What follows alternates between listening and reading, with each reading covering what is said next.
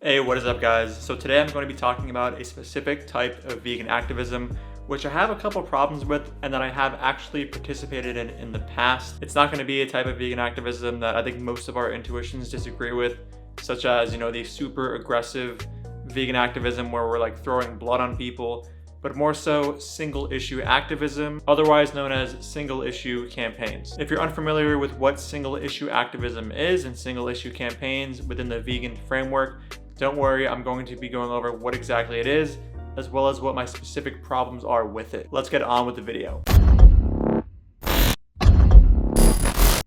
So there is much discussion within the vegan community as to what kinds of activism are the most effective when it comes to turning people vegan or converting them to the vegan cult. I've mentioned before that it does irk me how a lot of people who confidently engage in this discussion act as if they have immediate efficacy data on their preferred style of vegan activism, when in reality, a lot of us are just operating under our feelings or anecdotal evidence. Now, although this irks me, I think there is certain kinds of vegan activism which we can determine wouldn't be too good on a mass scale without efficacy data. Let's just take a really extreme example. I don't know, imagine if vegan activists were just punching people in the face who weren't vegan. I think intuitively, right, like if we had the vegan movement just going around punching people in the face, I mean, it'd be funny, obviously, but it wouldn't be effective at making people go vegan. No one would be like, hey, dude, this vegan just punched me in the face today and all of a sudden I want to start eating plant-based. Like, that would never happen. So that's just one example of a type of vegan activism that I think we can all agree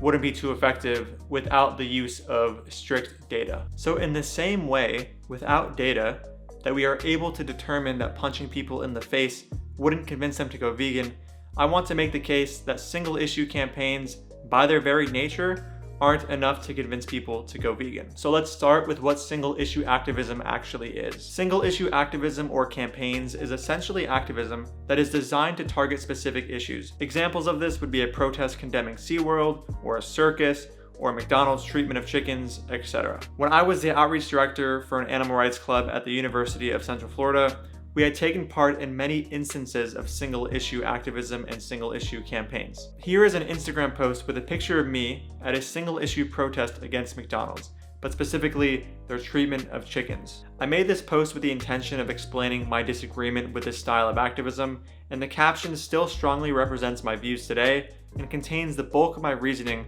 justifying why I don't think that single issue activism is too effective at converting people to veganism. Because of this, I'm just gonna end up reading the caption real quick in the video, just so you can understand where I'm coming from. So the caption reads, "This picture was taken at a welfarist style animal rights protest. This style of protest is one that I wholeheartedly disagree with. Of course, because my support of my animal rights club, I decided to show up anyway. I also saw it as an opportunity to make this post. These styles of protest aim to address things like the conditions animals are kept in and the way that they are killed, not the fact that they are killed. Asking for such things as more space for chickens, humane slaughter, etc.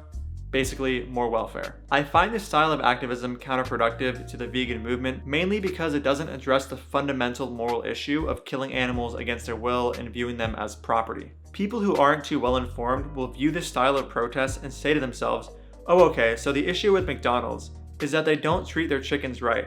I will just purchase chicken from a place that does, and then their dollar will go towards another business that still kills chickens that have a will to live. The sign that reads "Animals deserve better" at this protest was intended to mean animals deserve better conditions while still being commodified, confined, exploited, and killed against their will. The way I interpret the phrase "animals deserve better" is animals deserving to be free of commodification, exploitation, and killing, period. In my opinion, advocating for the right way to do the wrong thing is not a productive style of activism. So as explained in the caption, single issue campaigns tend to fail to address the fundamental moral problem of viewing animals as property. So a couple months after this protest, I actually ended up going to a Humane League workshop for activism.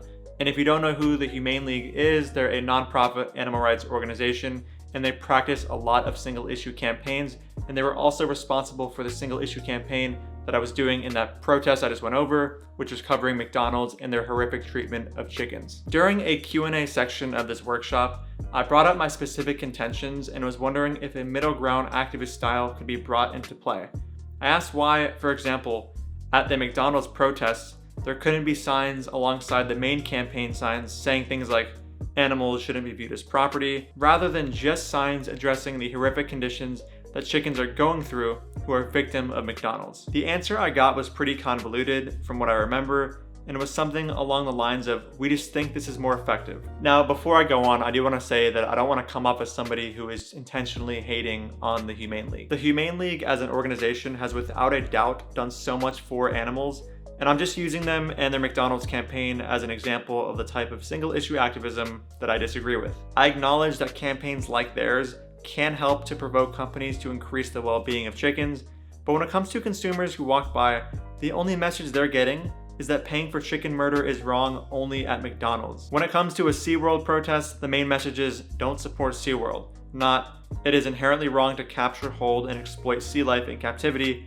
for the sole purpose of entertaining humans and generating profit. So at the very least, in my view, if single issue campaigns are going to be happening, I think it would make sense to, for the sake of the consumer or the person walking by, to fully understand vegan ethics, for the activist to not only mention the horrific things that go on within this specific company, but also the fundamental moral problem of viewing animals as property and commodities, and why we shouldn't be using them for food, clothing, experimentation, entertainment, etc. This way, the consumer doesn't walk by thinking, oh, okay, so I shouldn't support this specific company, but I could just go get, chickens that are slaughtered from this other company. I think it's pretty obvious why that is problematic. All right, guys, that is the end of the video. Please let me know below how you feel about single issue campaigns, if you're for them, if you're entirely against them, or if you have like a middle ground position like me, where we have single issue campaigns, but also have on the side some abolitionist activism. All right, guys, thank you so much for watching. If you support my work and want to support me on Patreon, the link is in my description, and I'll see you in the next video. Dude, even vegans don't get your weird, stupid wannabe sense of irony here. Who is your audience? Nobody gets these dumb jokes. Dude, even vegans don't get your weird,